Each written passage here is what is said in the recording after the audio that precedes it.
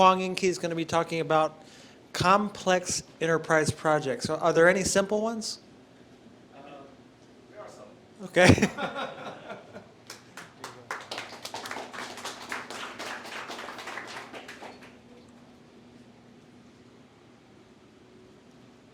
I was trained in physics, so I like to make analogy with physical system and physical concepts. You know, previous speakers have spoke extensively about the pace of change and the importance of communication. I'm going to approach these two concepts from a somewhat different perspective. I mean, this slide is kind of interesting. At the top, you see, there's a date, a year, 1859. That's a long time ago, isn't it? And this year, of course, is 2020. As much as we feel that the pace of change is rapid, there are certain things that actually do not change a whole lot. And that is crucial, especially for mature enterprises, because those folks that work in startups, of course, feels that they're in a position to change the world, and frequently that feelings is not necessarily consistent with outcome. But what is true is that the majority of IT expenditure is in mature industries. That's not that surprising because what we do day to day, from healthcare, retail, transportation, I mean, these are very mature industries. They've been around frequently hundreds of years, if not 100 years or more. So that's kind of a context I want to start with.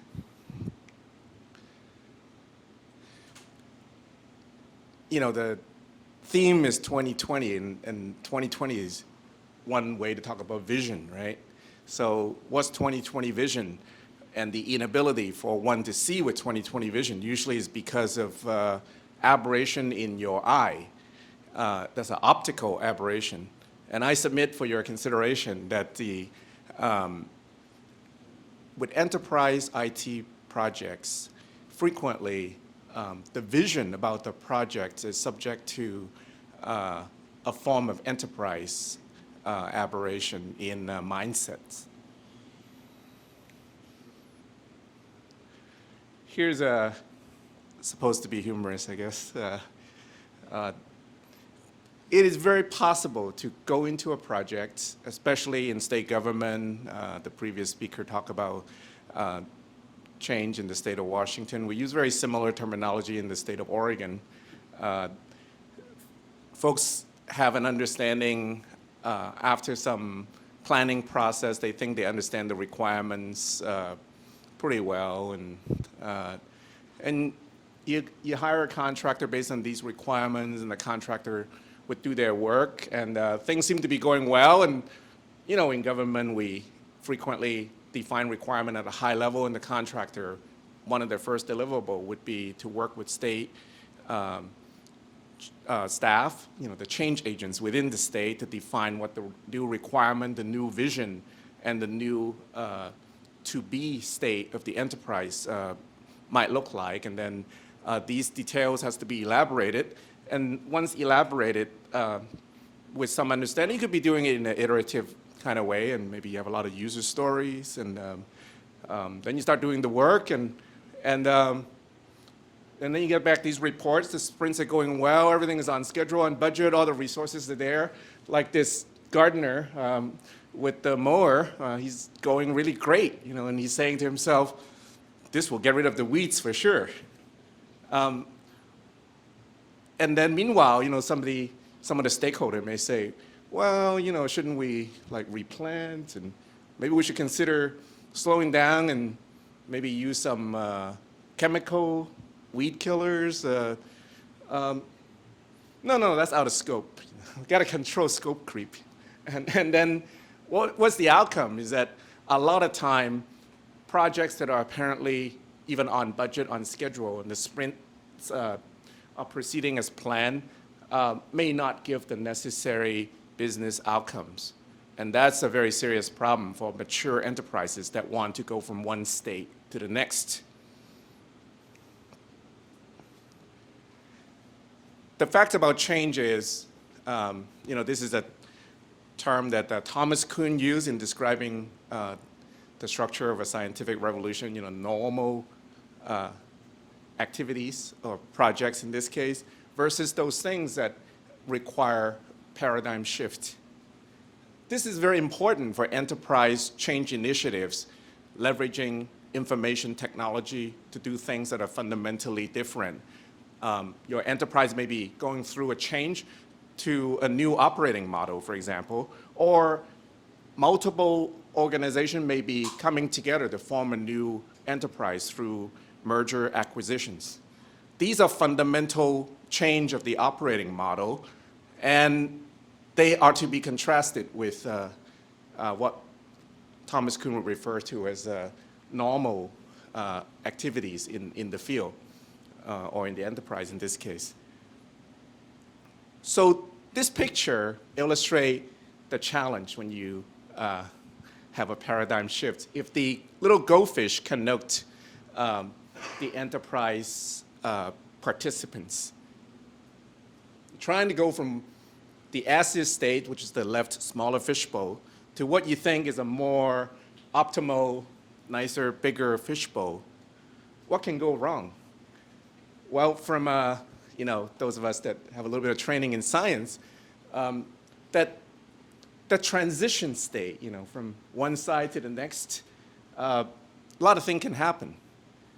The fish jump up, didn't have enough energy, you can fall off and in between the two bowls, and then what happened to the fish? It's worse off than before, isn't it? And then you're traversing this path, and you can see there are many paths to get to the same endpoint. So which one is better? Well, it's hard to say. Sometimes a path that appears to be lengthier, possibly on the surface look more costly, may actually be a better path because organizations that are mature, there is organizational culture, there are ways that different people get used to doing certain things a certain way, and all these things amounts to a sort of resistance to change. So how you traverse that path is also important. And last but not least, once you get to the end point, is the environment well prepared? You could end up in a new pond where the water is polluted, not optimal. And so one thing about transformational changes is not a guarantee that when you're done, you would necessarily be at a better place. And certainly for the improvement, the enterprise change initiative that you want to bring about, the end result may very well be much less optimal than you have hoped for. So that's the important concept. So what constitute the corrective lenses for enterprise vision? And I put forth here a few important things. The first thing, go back to the concept of a paradigm change. If you read Thomas Kuhn, he'll talk about that paradigm change is fundamentally about mindset changes of the participants. It's more of a sociological thing than a scientific thing, even when you're talking about a scientific discipline. So how do you go about bringing mindset changes among the players? The most important thing is to recognize that organization has a kind of culture on the one hand, but it also has different functions. And the different functions might have a difficult time communicating, even when there's no change.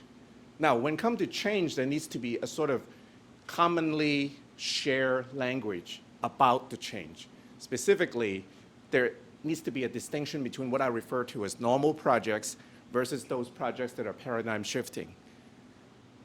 And how do you go about achieving a common language and a common vision? And that relies heavily on the ability to have share experiences.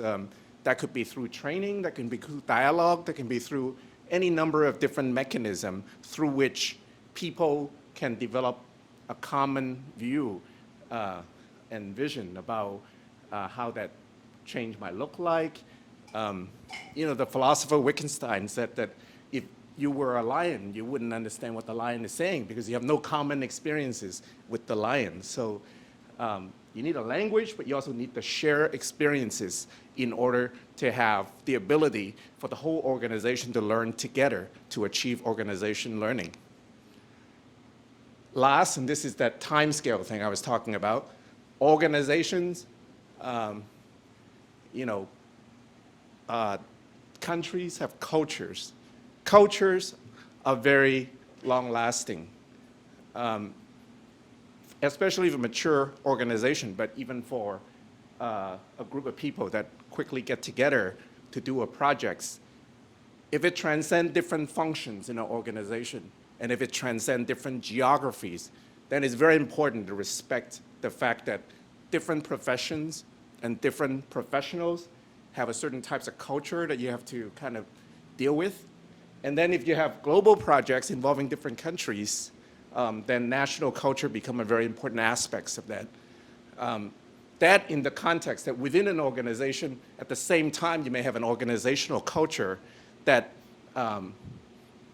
persists and may be very time-consuming to bring about mindset changes.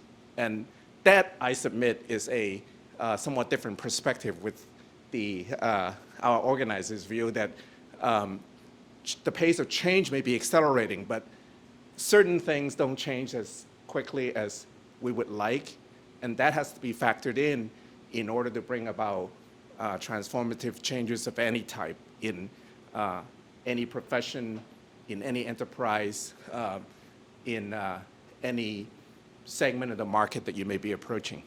Thank you.